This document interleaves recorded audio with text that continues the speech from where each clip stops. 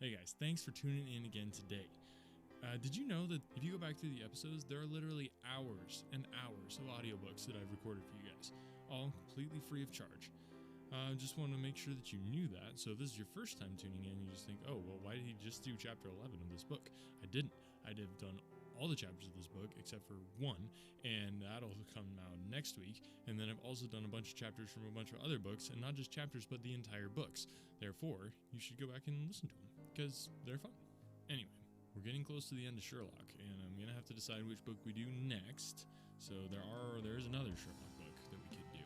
But if you guys are tired of Sherlock, want a little break, then talk to me. Let me know. We're on Facebook at Another World Audiobooks, also on Twitter and Instagram. So you can check out all the links to all of everything at anotherworldaudiobooks.wordpress.com, or you can just check down in the show notes. I put all the links in there as well. Really would love to hear from you guys. Today is the adventure of the Beryl Cornet. I had to look up how to pronounce Beryl. Apparently it's Beryl. It's actually a type of gemstone that can refer to emeralds, aquamarines, or others actually. So there you go. Very good mystery as always.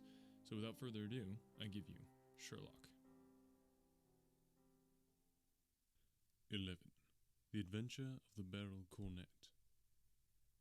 "Holmes," said I, as I stood one morning in our bow window looking down the street, "here is a madman coming along. It seems rather sad that his relatives should allow him to come out alone." My friend rose lazily from his armchair and stood with his hands in the pockets of his dressing gown, looking over my shoulder. It was a bright, crisp February morning, and the snow of the day before still lay deep upon the ground, shimmering brightly in the wintry sun. Down the centre of Baker Street it had been ploughed into a brown, crumbly band by the traffic, but at either side, and on the heaped-up edges of the footpaths, it still lay as white as when it fell. The grey pavement had been cleaned and scraped, but it was still dangerously slippery, so that there were fewer passengers than usual.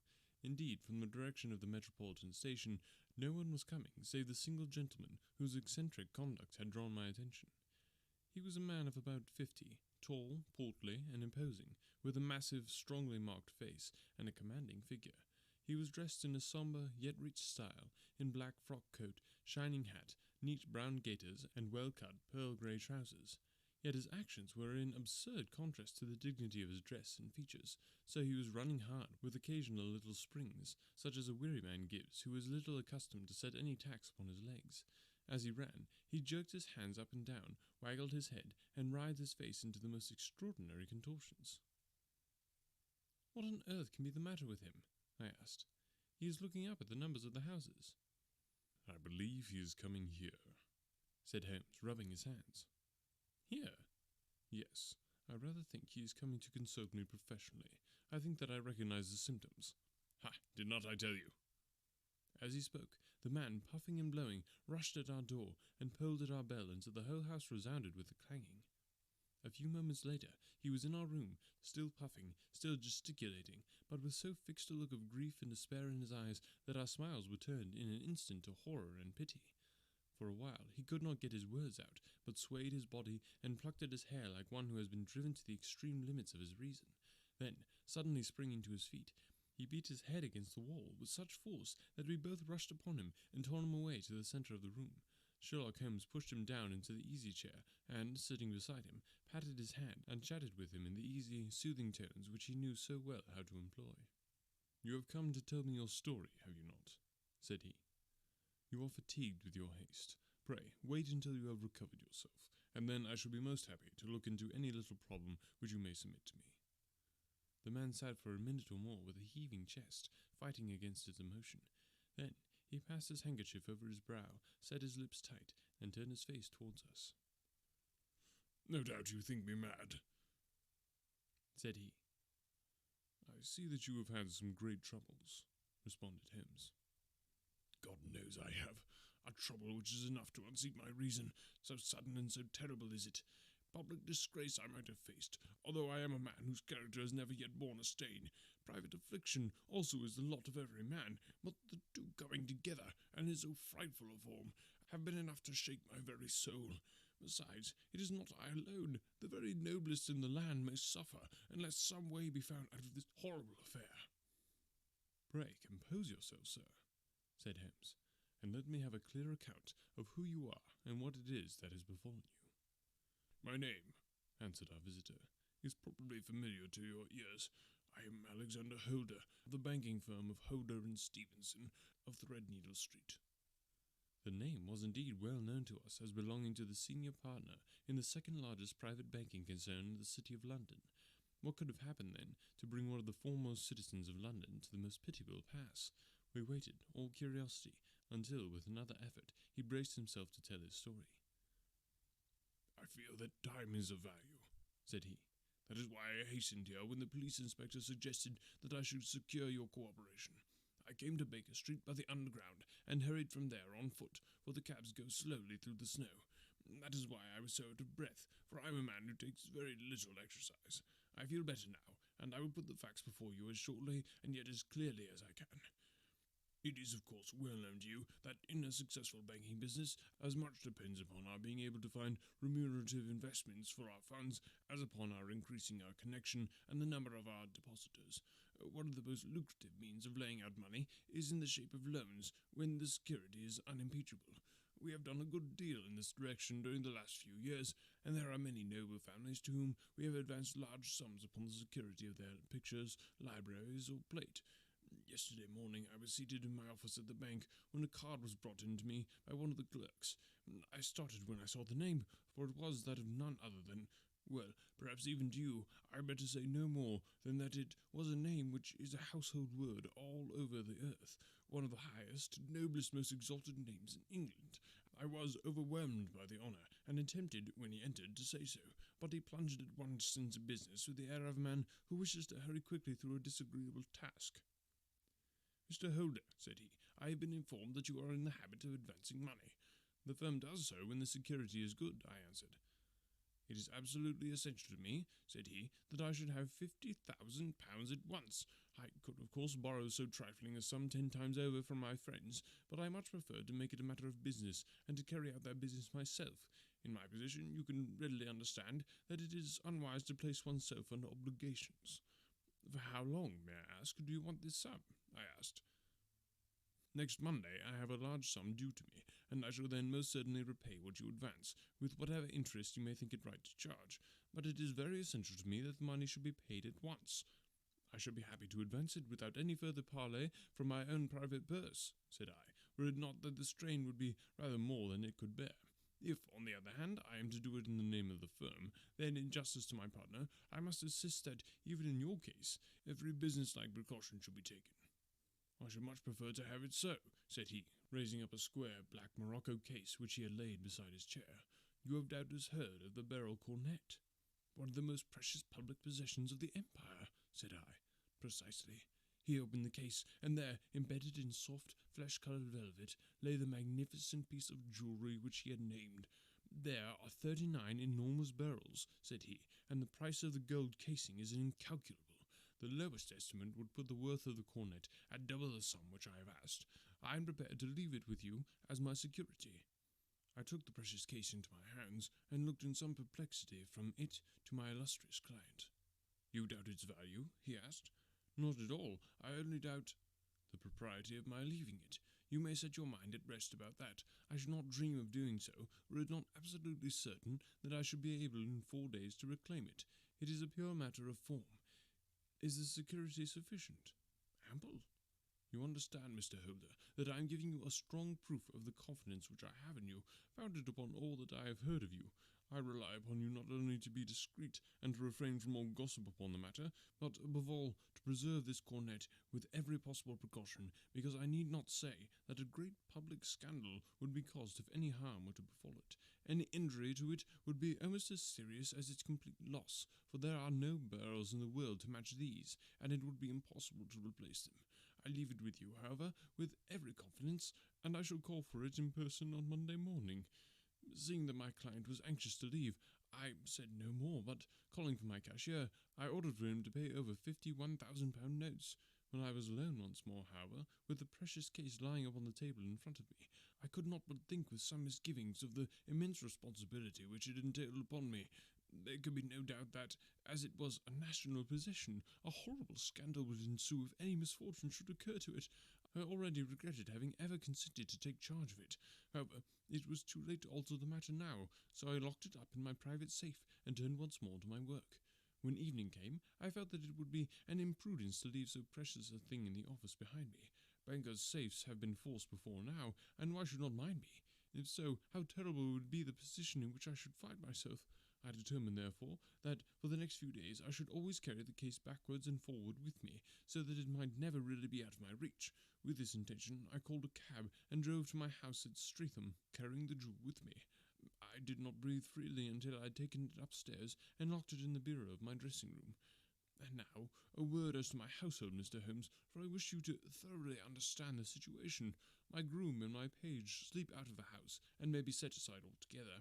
I have 3 maidservants who have been with me a number of years, and whose absolute reliability is quite above suspicion. Another, Lucy Parr, the second waiting maid, has only been in my service a few months. She came with an excellent character, however, and has always given me satisfaction. She is a very pretty girl, and has attracted admirers who have occasionally hung about the place. That is the only drawback which we have found to her, but we believe her to be a thoroughly good girl in every way. So much for the servants. My family itself is so small that it will not take me long to describe it. I am a widower, and have an only son, Arthur. He has been a disappointment to me, Mr. Holmes, a grievous disappointment. I have no doubt that I am myself to blame. People tell me that I have spoiled him. Very likely I have. When my dear wife died, I felt that he was all I had to love. I could not bear to see the smile fade, even for a moment, from his face. I have never denied him a wish. Perhaps it would have been better for us both had I been sterner, but I meant it for the best. It was naturally my intention that he should succeed me in my business, but he was not of a business turn. He was wild, wayward, and, to speak the truth, I could not trust him in the handling of large sums of money. When he was young, he became a member of an aristocratic club, and there, having charming manners, he was soon the intimate of a number of men with long purses and expensive habits. He learned to play heavily at cards and to squander money on the turf, until he had again and again to come to me and implore me to give him an advance upon his allowance, that he might settle his debts of honour. He tried more than once to break away from the dangerous company which he was keeping, but each time the influence of his friend, Sir George Burnwell, was enough to draw him back again. And indeed, I could not wonder that such a man as Sir George Burnwell should gain an influence over him, for he has frequently brought him to my house, and I found myself that I could hardly resist the fascination of his manner. He is older than Arthur, a man of the world to his fingertips, one who has been everywhere, seen everything, a brilliant talker, a man of great personal beauty. Yet when I think of him in cold blood, far away from the glamour of his presence, I am convinced from his cynical speech and the look which I have caught in his eyes that he is one who should be deeply distrusted. So I think, and so too thinks my little Mary, who has a woman's quick insight into character. And now there is only she to be described. She is my niece, but when my brother died 5 years ago and left her alone in the world, I adopted her, and have looked upon her ever since as my daughter. She is a sunbeam in my house, a sweet, loving, beautiful, a wonderful manager and housekeeper, yet as tender and quiet and gentle as a woman could be. She is my right hand. I do not know what I could do without her. In only one matter has she ever gone against my wishes. Twice my boy has asked her to marry him, for he loves her devotedly, but each time she has refused him. I think that if anyone could have drawn him into the right path, it would have been she, and that his marriage might have changed his whole life. But now, alas, it is too late, forever too late. Now, Mr. Holmes, you know the people who live under my roof, and I shall continue with my miserable story. When we were taking coffee in the drawing-room that night after dinner, I told Arthur and Mary my experience, and of the precious treasure which we had under our roof, suppressing only the name of my client. Lucy Parr, who had brought in the coffee, had, I am sure, left the room, but I cannot swear that the door was closed. Mary and Arthur were much interested, and wished to see the famous Cornet, but I thought it better not to disturb it. "Where have you put it?" asked Arthur. "In my own bureau." "Well, I hope to goodness the house won't be burgled during the night," said he. "It is locked up," I answered. "Oh, any old key will fit that bureau. When I was a youngster, I have opened it myself with the key of the box-room cupboard." He often had a wild way of talking, so that I thought little of what he said. He followed me to my room, however, that night with a very grave face. "Look here, Dad," said he, with his eyes cast down, "can you let me have £200? "No, I cannot," I answered sharply. "I have been far too generous with you in money matters." "You have been very kind," said he, "but I must have this money, or else I can never show my face inside the club again." "And a very good thing, too," I cried. Yes, but you would not have me leave it a dishonoured man, said he. I could not bear the disgrace. I must raise the money in some way, and if you will not let me have it, then I must try other means. I was very angry, for this was the third demand during the month. You shall not have a farthing from me, I cried, on which he bowed and left the room without another word. When he was gone, I unlocked my bureau, made sure that my treasure was safe, and locked it again. Then I started to go round the house to see that all was secure, a duty which I usually leave to Mary, but which I thought it well to perform myself that night. As I came down the stairs, I saw Mary herself at the side window of the hall, which she closed and fastened as I approached. "Tell me, Dad," said she, looking, I thought, a little disturbed, "did you give Lucy the maid leave to go out tonight?" "Certainly not. She came in just now by the back door. I have no doubt that she has only been to the side gate to see someone, but I think that it is hardly safe and should be stopped. You must speak to her in the morning, or I will if you prefer. Are you sure that everything is fastened?" "Quite sure, Dad." "Then good night." I kissed her and went up to my bedroom again, where I was soon asleep. I am endeavouring to tell you everything, Mr. Holmes, which may have any bearing upon the case, but I beg that you will question me upon any point that I do not make clear. On the contrary, your statement is singularly lucid. I come to a part of my story now in which I should wish to be particularly so. I am not a very heavy sleeper, and the anxiety in my mind tended, no doubt, to make me even less so than usual. About 2 in the morning, then, I was awakened by some sound in the house. It had ceased ere I was wide awake, but it had left an impression behind it as though a window had gently closed somewhere. I lay listening with all my ears. Suddenly, to my horror, there was a distinct sound of footsteps moving softly in the next room. I slipped out of bed, all palpitating with fear, and peeped round the corner of my dressing-room door. "Arthur!" I screamed. "You villain! You thief! How dare you touch the cornet?" The gas was half up, as I had left it, and my unhappy boy, dressed only in his shirt and trousers, was standing beside the light, holding the cornet in his hands. He appeared to be wrenching at it, or bending it with all his strength. At my cry, he dropped it from his grasp, and turned as pale as death. I snatched it up, and examined it. One of the gold corners, with 3 of the bells in it, was missing. "You blackguard!" I shouted, beside myself with rage. "You have destroyed it! You have dishonoured me forever! Where are the jewels which you have stolen?" "Stolen?" he cried. "You thief!" "Yes, thief!" I roared, shaking him by the shoulders. "There are none missing. There cannot be any missing," said he. "There are 3 missing, and you know where they are. Must I call you a liar as well as a thief? Did I not see you trying to tear off another piece?" "You have called me names enough," said he. "I will not stand it any longer. I shall not say another word about this business since you have chosen to insult me. I will leave your house in the morning and make my own way in the world." "You shall leave it in the hands of the police," I cried, half mad with grief and rage. "I shall have this matter probed to the bottom." "You shall learn nothing of me," said he, with a passion such as I should not have thought was in his nature. "If you should choose to call the police, let the police find what they can." By this time the whole house was astir, for I had raised my voice in my anger.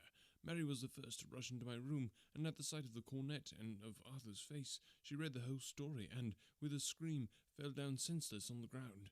I sent the housemaid for the police, and put the investigation into their hands at once. When the inspector and a constable entered the house, Arthur, who had stood sullenly with his arms folded, asked me whether it was my intention to charge him with theft. I answered that it had ceased to be a private matter, but had become a public one, since the ruined cornet was national property. I was determined that the law should have its way in everything. "At least," said he, "you will not have me arrested at once. It would be to your advantage, as well as mine, if I were to leave the house for 5 minutes. "That you may get away, or perhaps that you may conceal what you have stolen," said I. And then, realizing the dreadful position in which I was placed, I implored him to remember that not only my honour, but that one who was far greater than I was at stake, and that he threatened to raise a scandal which would convulse the nation. He might avert it all, if he would tell me what he had done with the 3 missing stones. "You may well face the matter," said I. "You have been caught in the act, and no confession could make your guilt more heinous. If you but make such reparation as is in your power, by telling us where the bells are, all shall be forgiven and forgotten." "Keep your forgiveness for those who ask for it," he answered, turning away from me with a sneer. I saw that he was too hardened for any words of mine to influence him. There was but one way for it. I called in the inspector and gave him into custody. A search was made at once, not only of his person, but of his room and of every portion of the house where he could possibly have concealed the gems, but no trace of them could be found, nor would the wretched boy open his mouth for all our persuasions and our threats. This morning he was removed to a cell, and I, after going through all the police formalities, have hurried round to you to implore you to use your skills in unravelling the matter. The police have openly confessed that they can at present make nothing of it. You may go to any expense which you think necessary. I have already offered a reward of £1,000. Oh my God, what shall I do? I have lost my honour, my Jims, and my son in one night. Oh, what shall I do? He put a hand on either side of his head and rocked himself to and fro, droning to himself like a child whose grief has got beyond words. Sherlock Holmes sat silent for some minutes, with his brows knitted and his eyes fixed upon the fire. "Do you receive much company?" he asked. "None, save my partner with his family, and an occasional friend of Arthur's. Sir George Burnwell has been several times lately. No one else, I think." "Do you go out much in society?" "Arthur does. Mary and I stay at home. We neither of us care for it." "That is unusual in a young girl." "She is of a quiet nature. Besides, she is not so very young. She is 24. "This matter, from what you say, seems to have been a shock to her also." "Terrible. She is even more affected than I." "You have neither of you any doubt as to your son's guilt?" "How can we when I saw him with my own eyes with the cornet in his hands?" "I hardly consider that a conclusive proof. Was the remainder of the cornet at all injured?" "Yes, it was twisted." "Do you not think, then, that he might have been trying to straighten it?" "God bless you, you are doing what you can for him and for me, but it is too heavy a task. What was he doing there at all? If his purpose were innocent, why did he not say so?" "Precisely. And if it were guilty, why did he not invent a lie? His silence appears to me to cut both ways. There are several singular points about the case. What did the police think of the noise which awoke you from your sleep?" "They considered it might be caused by Arthur's closing his bedroom door." "A likely story. As if a man bent on felony would slam his door so as to wake a household. What did they say, then, of the disappearance of these gems?" "They are still sounding the planking and probing the furniture in the hope of finding them." "Have they thought of looking outside the house?" "Yes, they have shown extraordinary energy. The whole garden has already been minutely examined." "Now, my dear sir," said Holmes, "is it not obvious to you now that this matter really strikes very much deeper than either you or the police were at first inclined to think? It appeared to you to be a simple case. To me, it seems exceedingly complex. Consider what is involved by your theory. You suppose that your son came down from his bed, went, at great risk, to your dressing room, opened your bureau, took out your cornet, broke off by main force a small portion of it, went off to some other place, concealed 3 gems out of the 39, with such skill that nobody can find them, and then returned with the other 36 into the room in which he exposed himself to the greatest danger of being discovered. I ask you now, is such a theory tenable?" What other is there?" cried the banker with a gesture of despair. "If his motives were innocent, why does he not explain them?"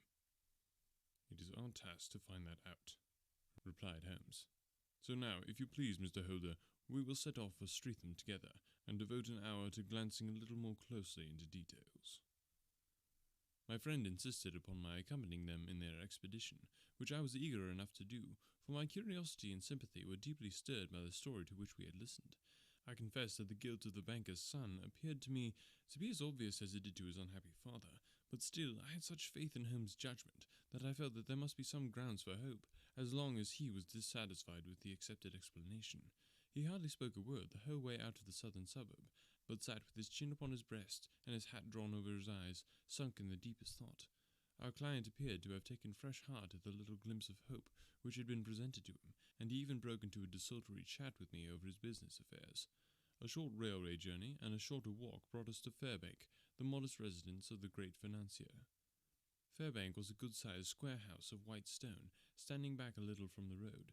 A double-carriage sweep, with a snow-clad lawn, stretched down in front of 2 large iron gates, which closed the entrance. On the right side was a small wooden thicket, which led into a narrow path between 2 neat hedges, stretching from the road to the kitchen door, and forming the tradesmen's entrance. On the left ran a lane which led to the stables, and was not itself within the grounds at all, being a public, though little-used thoroughfare. Holmes left us standing at the door, and walked slowly all round the house, across the front, down the tradesman's path, and so round by the garden behind, into the stable lane. So long was he, that Mr. Holder and I went into the dining room, and waited by the fire until he should return. We were sitting there in silence, when the door opened, and a young lady came in. She was rather above the middle height, slim, with dark hair and eyes, which seemed the darker against the absolute pallor of her skin. I do not think that I have ever seen such deadly paleness in a woman's face. Her lips, too, were bloodless, but her eyes were flushed with crying. As she swept silently into the room, she impressed me with a greater sense of grief than the banker had done in the morning, and it was the more striking in her, as she was evidently a woman of strong character, with immense capacity for self-restraint. Disregarding my presence, she went straight to her uncle, and passed her hand over his head with a sweet womanly caress. "You have given orders that Arthur should be liberated, have you not, Dad?" she asked. "No, no, my girl. The matter must be probed to the bottom." "You know what woman's instincts are. I know that he has done no harm, and that you will be sorry for having acted so harshly." "Why is he silent, then, if he is innocent?" "Who knows? Perhaps because he is so angry that you should suspect him." "How could I help suspecting him, when I actually saw him with the cornet in his hand?" "Oh, but he had only picked it up to look at it. Oh, do take my word for it that he is innocent. Let the matter drop, and say no more. It is so dreadful to think of our dear Arthur in prison." "I shall never let it drop until the gems are found. Never, Mary. Your affection for Arthur blinds you as to the awful consequences to me. Far from hushing the thing up, I have brought a gentleman down from London to inquire more deeply into it." "This gentleman?" she asked, facing round to me. "No, his friend. He wished us to leave him alone. He is round in the stable lane now." "The stable lane?" She raised her dark eyebrows. "What can he hope to find there? Ah, this, I suppose, is he? I trust, sir, that you will succeed in proving what I feel sure is the truth, that my cousin Arthur is innocent of this crime." "I fully share your opinion, and I trust, with you, that we may prove it," returned Holmes, going back to the mat to knock the snow from his shoes. "I believe I have the honour of addressing Miss Mary Holder. Might I ask you a question or two?"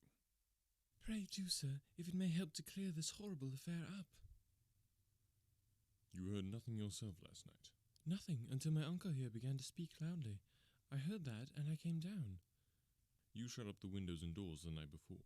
Did you fasten all the windows?" "Yes." "Were they all fastened this morning?" "Yes." "You have a maid who has a sweetheart. I think that you had remarked to your uncle last night that she had been out to see him?" "Yes, and she was the girl who waited in the drawing-room, and who may have heard uncle's remarks about the cornet." "I see. You infer that she may have gone out to tell her sweetheart, and that the two may have planned the robbery." "But what is the good of all these vague theories?" cried the banker impatiently, "when I have told you that I saw Arthur with the cornet in his hands?"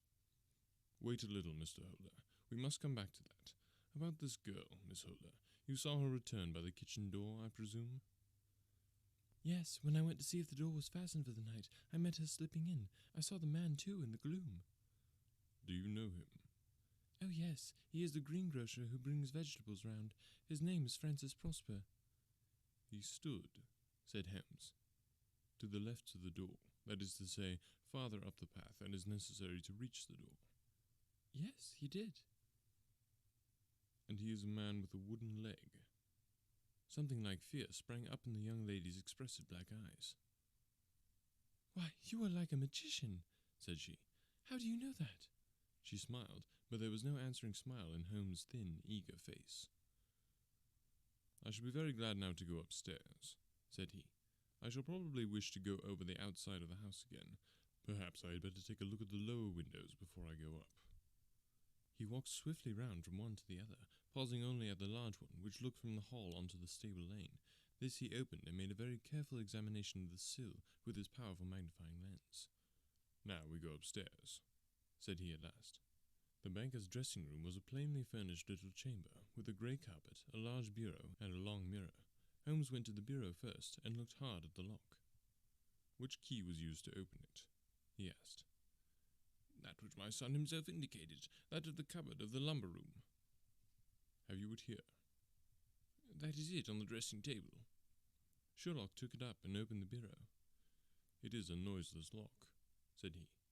It is no wonder that it did not wake you. This case, I presume, contains the cornet. We must have a look at it." He opened the case, and taking out the diadem, he laid it upon the table. It was a magnificent specimen of the jeweller's art, and the 36 stones were the finest that I have ever seen. At one side of the cornet was a cracked edge, where a corner holding 3 gems had been torn away.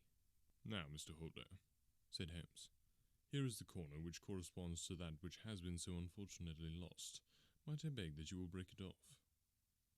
The banker recoiled in horror. "I should not dream of trying," said he. "Then I will." Holmes suddenly bent his strength upon it, but without result. "I feel it give a little," said he.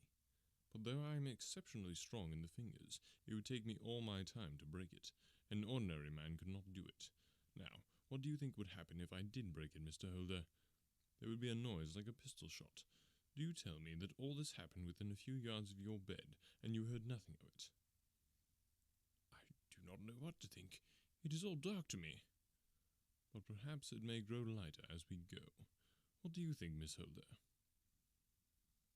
"I confess that I share my uncle's perplexity." "Your son had no shoes or slippers when you saw him?" "He had nothing on save only his trousers and shirt." "Thank you. We have certainly been favoured with extraordinary luck during this inquiry, and it will be entirely our own fault if we do not succeed in clearing the matter up. With your permission, Mr. Holder, I shall now continue my investigations outside." He went alone at his own request, for he explained that any unnecessary footmarks might make his task more difficult. For an hour or more he was at work, returning at last with his feet heavy with snow and his features as inscrutable as ever. "I think that I have seen now all that there is to see, Mr. Holder," said he. "I can serve you best by returning to my rooms." "But the gems, Mr. Holmes, where are they?" "I cannot tell." The banker wrung his hands. "I shall never see them again," he cried. "And my son, you give me hopes." "My opinion is in no way altered." "Then for God's sake, what was this dark business which was acted in my house last night?"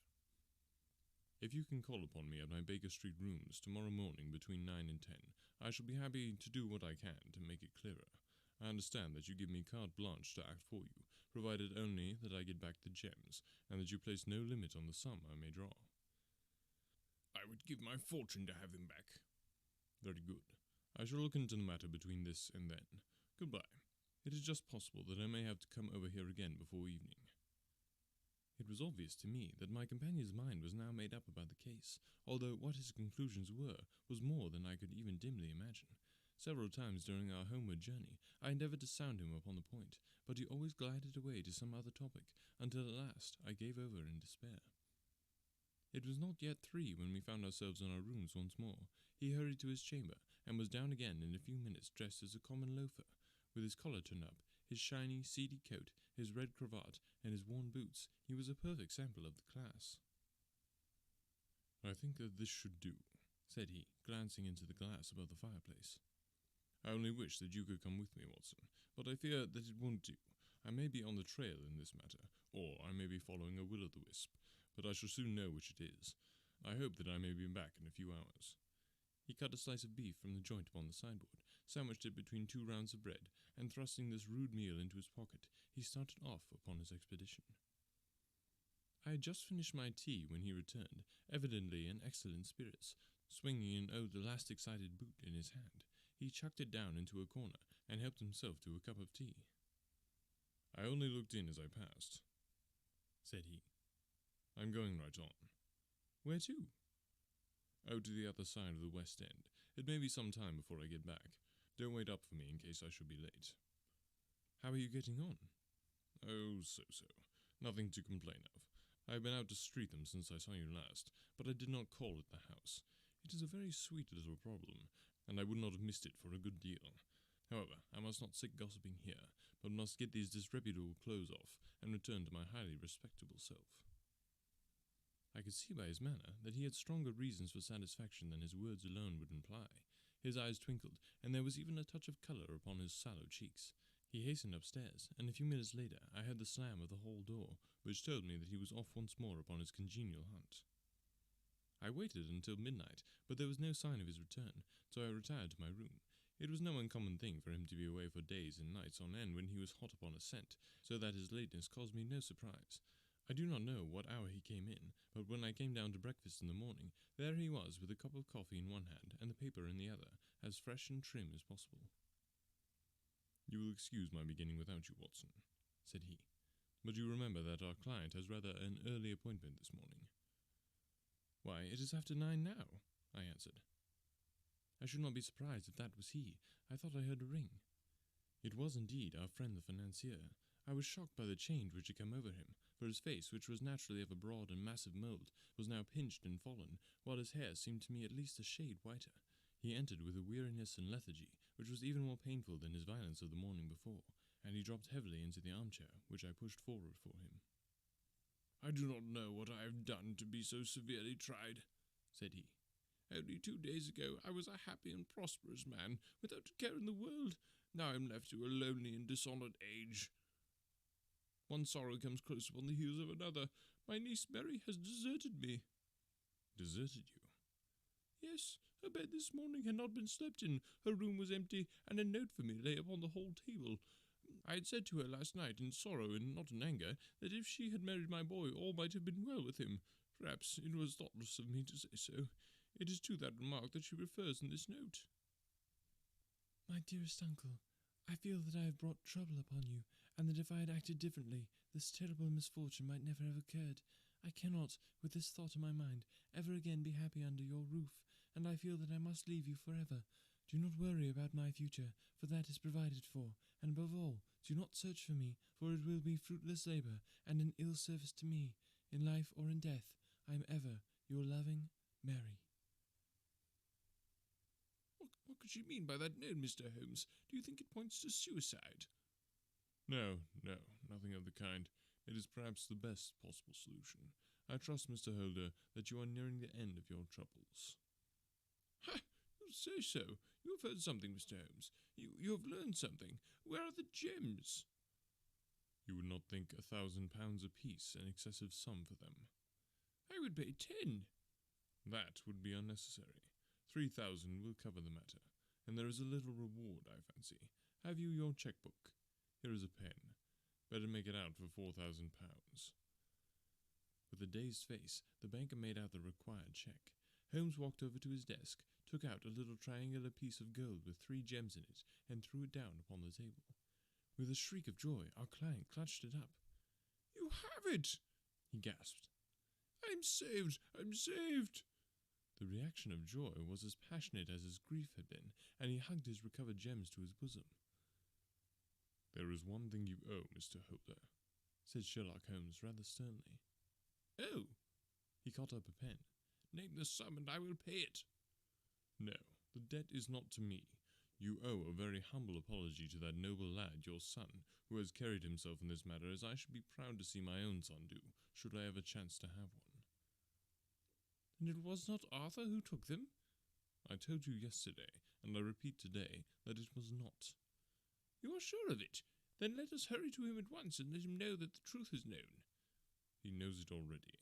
When I had cleared it all up, I had an interview with him, and finding that he would not tell me the story, I told it to him, on which he had to confess that I was right, and to add the very few details, which were not yet quite clear to me. Your news of this morning, however, may open his lips." "For heaven's sake, tell me then, what is this extraordinary mystery?" "I will do so, and I will show you the steps by which I reached it. And let me say to you first, that which it is hardest for me to say, and for you to hear. There has been an understanding between Sir George Burnwell and your niece Mary. They have now fled together." "My Mary? Impossible!" "It is, unfortunately, more than possible. It is certain. Neither you nor your son knew the true character of this man when you admitted him into your family circle. He is one of the most dangerous men in England, a ruined gambler, an absolutely desperate villain, a man without heart or conscience. Your niece knew nothing of such men. When he breathed his vows to her, as he had done to 100 before her, she flattered herself that she alone had touched his heart. The devil knows best what he said, but at least she became his tool, and was in the habit of seeing him nearly every evening." "I cannot and I will not believe it," cried the banker with an ashen face. "I will tell you, then, what occurred in your house last night. Your niece, when you had, as she thought, gone to your room, slipped down and talked to her lover through the window which leads into the stable lane. His footmarks had pressed right through the snow, so long had he stood there. She told him of the cornet. His wicked lust for gold kindled at the news, and he bent her to his will. I have no doubt that she loved you, but there are women in whom the love of a lover extinguishes all other loves, and I think that she must have been one. She had hardly listened to his instructions when she saw you coming downstairs, on which she closed the window rapidly, and told you about one of the servants' escapade with her wooden-legged lover, which was all perfectly true. Your boy Arthur went to bed after his interview with you, but he slept badly on account of his uneasiness about his club debts. In the middle of the night he heard a soft tread pass his door, so he rose, and, looking out, was surprised to see his cousin walking very stealthily along the passage until she disappeared into your dressing-room. Petrified with astonishment, the lad slipped on some clothes and waited there in the dark to see what would come of this strange affair. Presently she emerged from the room again, and in the light of the passage lamp, your son saw that she carried the precious cornet in her hands. She passed down the stairs, and he, thrilling with horror, ran along and slipped behind the curtain near your door, whence he could see what passed in the hall beneath. He saw her stealthily open the window, hand out the cornet to someone in the gloom, and then, closing it once more, hurry back to her room, passing quite close to where he stood behind the curtain. As long as she was on the scene, he could not take any action without a horrible exposure of the woman whom he loved. But the instant that she was gone, he realized how crushing a misfortune this would be for you, and how all-important it was to set it right. He rushed down, just as he was, in his bare feet, opened the window, sprang out into the snow, and ran down the lane, where he could see a dark figure in the moonlight. Sir George Burnwell tried to get away, but Arthur caught him, and there was a struggle between them, your lad tugging at one side of the cornet, and his opponent at the other. In the scuffle, your son struck Sir George, and cut him over the eye. Then something suddenly snapped, and your son, finding that he had the cornet in his hands, rushed back, closed the window, ascended to your room, and had just observed that the cornet had been twisted in the struggle, and was endeavouring to straighten it, when you appeared upon the scene. "Is it possible?" gasped the banker. You then roused his anger by calling him names at a moment when he felt that he had deserved your warmest thanks. He could not explain the true state of affairs without betraying one who certainly deserved little enough consideration at his hands. He took the more chivalrous view, however, and preserved his secret. "And that is why she shrieked and fainted when she saw the cornet," cried Mr. Helder. "Oh, my God, what a blind fool I have been! And his asking to be allowed to go out for 5 minutes. The dear fellow wanted to see if the missing piece were at the scene of the struggle. How cruelly I have misjudged him!" "When I arrived at the house," continued Holmes, "I at once went very carefully round it to observe if there were any traces in the snow which might help me. I knew that none had fallen since the evening before, and also that there had been a strong frost to preserve impressions. I passed along the tradesman's path, and found it all trampled down and indistinguishable. Just beyond it, however, at the far side of the kitchen door, a woman had stood and talked with a man, whose round impressions on one side showed that he had a wooden leg. I could even tell that they had been disturbed, for the woman had run back swiftly to the door, as was shown by the deep toe and light heel marks, while Wooden Leg had waited a little, and then had gone away. I thought at the time that this might be the maid and her sweetheart, of whom you had already spoken to me, and the inquiries showed it was so. I passed round the garden without seeing anything more than random tracks, which I took to be the police, but when I got into the stable lane, a very long and complex story was written in the snow in front of me. There was a double line of tracks of a booted man, and a second double line, which I saw with delight belonged to a man with naked feet. I was at once convinced from what you had told me that the latter was your son. The first had walked both ways, but the other had run swiftly, and as his tread was marked in places over the depression of the boot, it was obvious that he had passed after the other. I followed them up, and found they led to the hall window, where Boots had worn all the snow away while waiting. Then I walked to the other end, which was 100 yards or more down the lane. I saw where Boots had faced round, where the snow was cut up as though there had been a struggle, and finally, where a few drops of blood had fallen, to show me that I was not mistaken. Boots had then run down the lane, and another little smudge of blood showed that it was he who had been hurt. When he came to the high road at the other end, I found that the pavement had been cleared, so there was an end to that clue. On entering the house, however, I examined, as you remember, the sill and framework of the hall window with my lens, and I could at once see that someone had passed out. I could distinguish the outline of an instep, where the wet foot had been placed in coming in. I was then beginning to be able to form an opinion as to what had occurred. A man had waited outside the window. Someone had brought the gems. The deed had been overseen by your son. He had pursued the thief, had struggled with him. They had each tugged at the cornet, their united strength causing injuries which neither alone could have effected. He had returned with the prize, but had left a fragment in the grasp of his opponent. So far, I was clear. The question now was, who was the man, and who was it brought him the cornet? It is an old maxim of mine, that when you have excluded the impossible, whatever remains, however improbable, must be the truth. Now, I knew that it was not you who had brought it down, so there only remained your niece and the maids. But if it were the maids, why should your son allow himself to be accused in their place? There could be no possible reason. As he loved his cousin, however, there was an excellent explanation why he should retain her secret, the more so as the secret was a disgraceful one. When I remembered that you had seen her at that window, and how she had fainted on seeing the cornet again, my conjecture became a certainty. And who could it be who was her confederate? A lover, evidently, for who else could outweigh the love and gratitude which she must feel to you? I knew that you went out little, and that your circle of friends was a very limited one, but among them was Sir George Burnwell. I had heard of him before, as being a man of evil reputation among women. It must have been he who wore those boots, and retained the missing gems. Even though he knew that Arthur had discovered him, he might still flatter himself that he was safe, for the lad could not say a word without compromising his own family.